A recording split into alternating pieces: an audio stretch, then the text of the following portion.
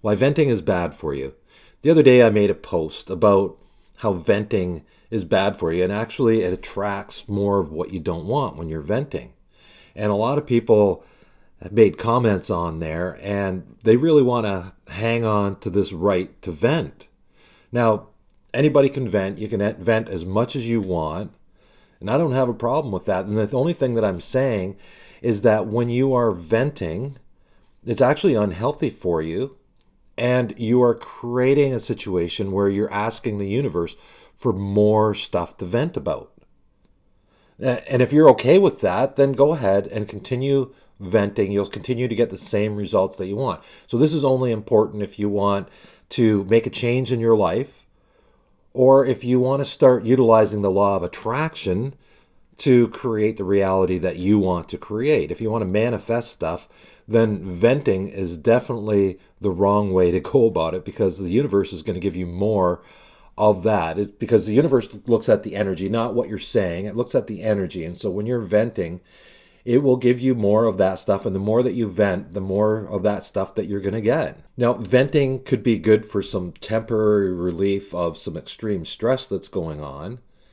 But really what's going on there is, if you're stressed out about something, then you have unresolved emotional trauma behind that. And if you don't bother to resolve that trauma, then what's going to happen is your subconscious is going to keep bringing that trauma up for you and presenting you with all these circumstances where you'll have more chances to engage with that feeling, because your subconscious wants you to release it and wants you to let that go.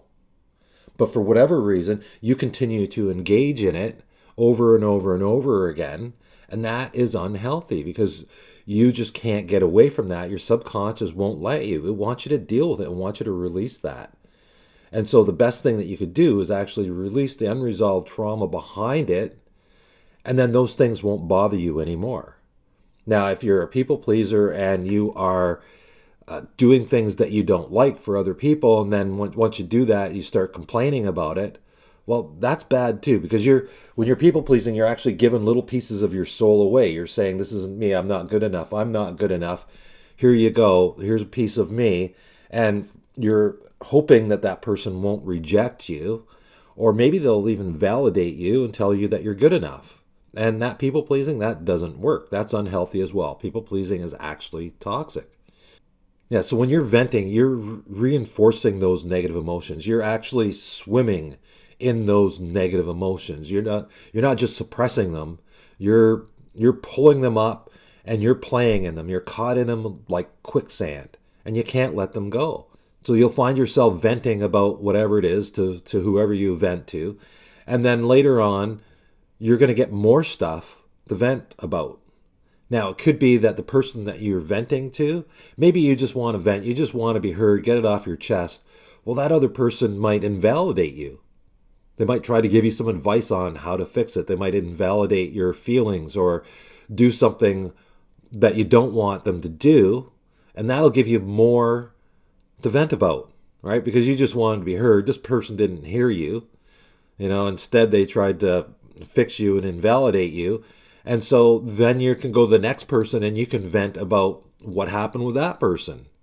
So you can vent about your original thing that you needed to vent about. Plus you can vent about the last person, didn't do anything to help you out, and all they did was invalidate you. So it's a self-replicating system where you create more stuff to vent about every time you vent.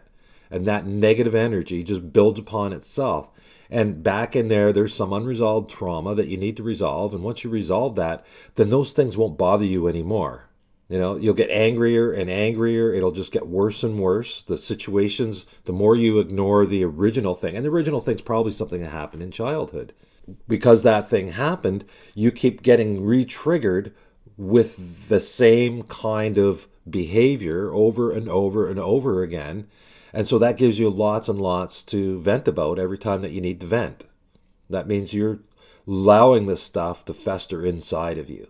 It can really impact your relationship. So if you're going home to vent to your mate all the time, then that's going to have a negative effect on the relationship. You're talking about this negative thing. And if you're venting all the time, then you're creating a lot of negative energy in your relationship.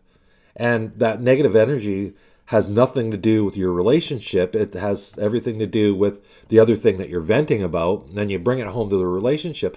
Well, the relationship, which might have been healthy, now that negative energy, it's in the relationship, and it stays in the relationship because it's you brought it, right? So you transfer that negativity to your mate. And it comes down to a lack of problem solving. You got an issue and you haven't dealt with it. If you've got a person that keeps bothering you over and over and over again, why do you keep dealing with that person?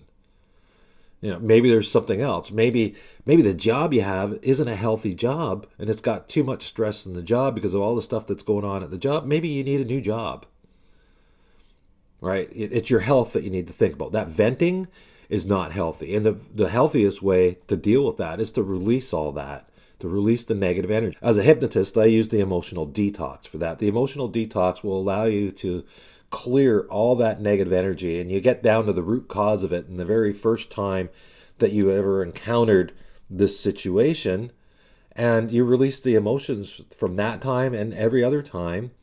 And it's a content-free process, so you don't even have to think about it. You don't have to know about it. You don't have to talk about it. You just release all that built-up energy, all the emotions that you've been hanging on to. You just release all of that, and when you release it, it's gone. And then those things that bother you that you need to vent about, those things don't bother you anymore. You don't even notice them because you've dealt with it. You've cleared out that negative energy, and there's nothing left to trigger you. So the emotional detox is really the best way to deal with that, the quickest way. There's other ways, of course, but this is the way that I do it. And if you want to use the emotional detox, it just takes one session, and it can be done in a couple of hours, and you clear out all that negative energy that you've been hanging on to for your whole life. And it's not just this one thing. It's everything that you let go. Everything that you're ready to let go of, you will let go of it. And you'll clear that out, and you'll feel much better. You'll be able to control your emotions. You won't be triggered so easy, so that you'll be able to start creating the reality that you want instead of creating more of what you don't want, which is what you've been doing. Now you can start getting what you really want and create the life that you want. So find me at jeffbroomfield.com. I offer a free strategy session. We can talk about how the emotional detox can help you start getting what you really want. Thanks for tuning in. Have a good one.